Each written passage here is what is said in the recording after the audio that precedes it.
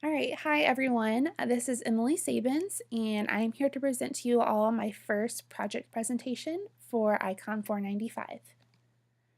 All right, so my project description is I am going to be redesigning the Muncie Children's Museum's website to make it more visually appealing, interactive, as well as educational.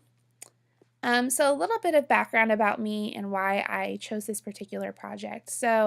I'm actually a journalism major, and although I love journalism, I also have a very large interest in public relations, particularly working for a museum. And so last summer, I got the chance to work at the Idlejourn Museum as their PR marketing intern and really loved it. And I loved it so much so, in fact, that last fall I reached out to the Muncie Children's Museum to see if they ever needed any help with their PR and marketing campaigns. And they said they'd love to have me. So I have been there since last fall. But one of the things I noticed right away when I got there last fall was that the website does have all of the necessary information, but it is very outdated. It doesn't really give users a sense of what the museum is, which is a fun yet educational institution for children to explore. So I'm going to go ahead and show you all the website. Um, Sorry, my computer's being a little slow. So as you can see right from the homepage, again, it has some of the important information. It has, who's sponsoring the website, the hours, a few photos, upcoming events, which the museum's closed. I guess that's not too exciting. But again, just not very visually driven, doesn't seem too interactive. I don't know. I just really think it needs to be redone. Um, so yeah, when I heard about what one of our creative project options for ICOM 495 was, I just knew right away this is the project I wanted to pursue. So scope, I'm probably going to face issues with balancing time. Right now, I am the only person who helps with the museum's public relations and marketing aspects. Therefore, I know I'll need to balance time and still make time each week for running the social media, creating press releases, making ads, etc. So the main audience of this website is probably potential visitors of the museum because they want to learn more about what the museum has to offer. And just knowing from, who most people are that visit children's museums are obviously children. And so I know a lot of the visitors will probably be parents looking for a fun place to take their children.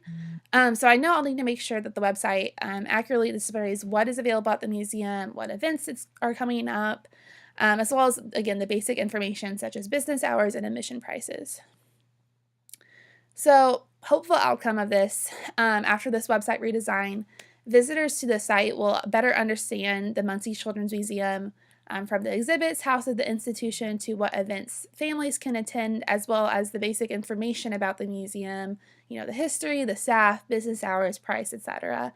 Hopefully, this website will be more visually appealing, more interactive, and will create a fun space that reflects the same educational and entertaining environment that is present at the museum.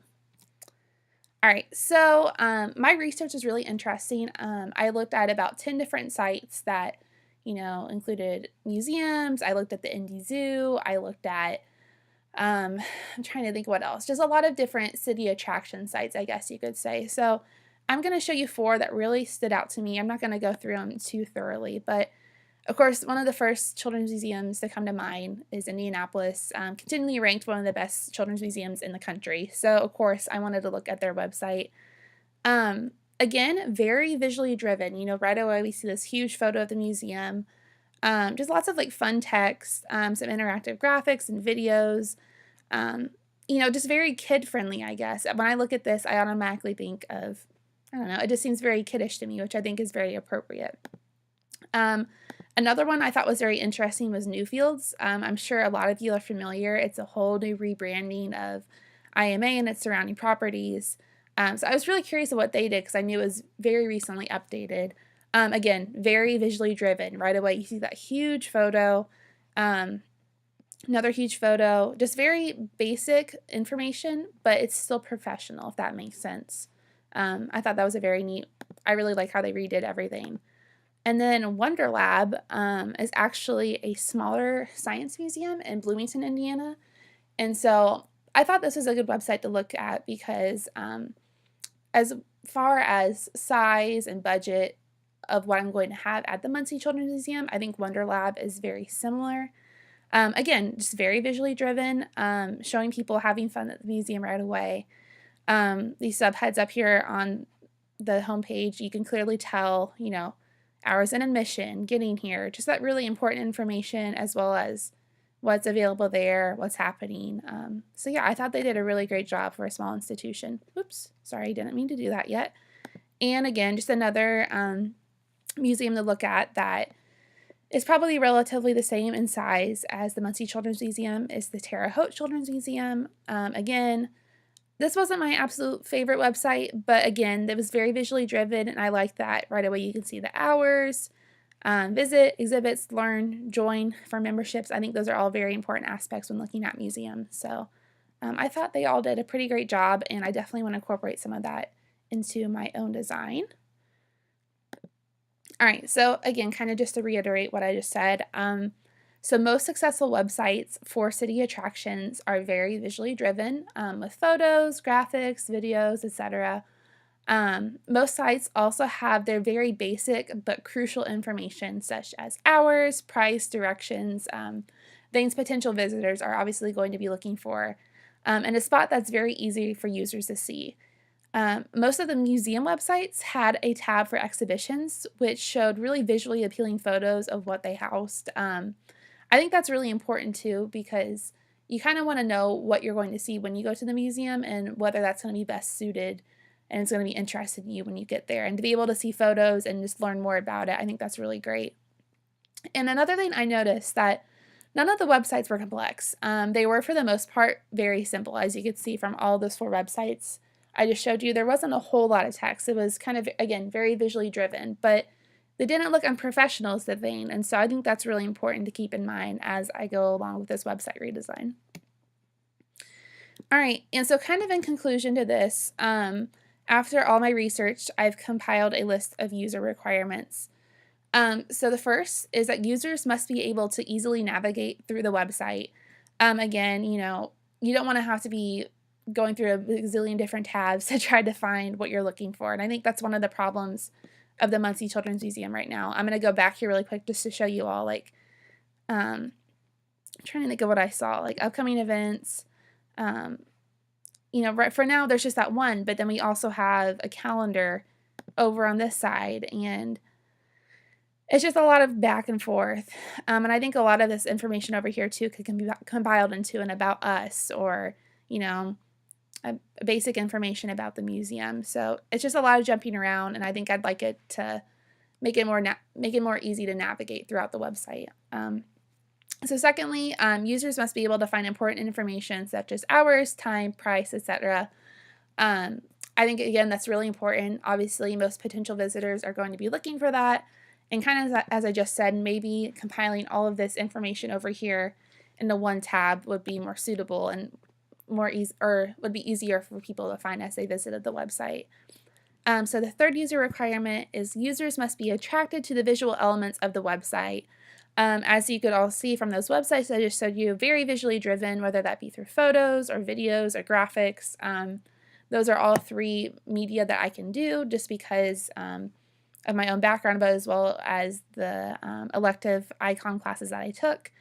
So I think that's going to be really important for me as I go along with this redesign. So again, users should be able to see what exhibits the museum has to offer.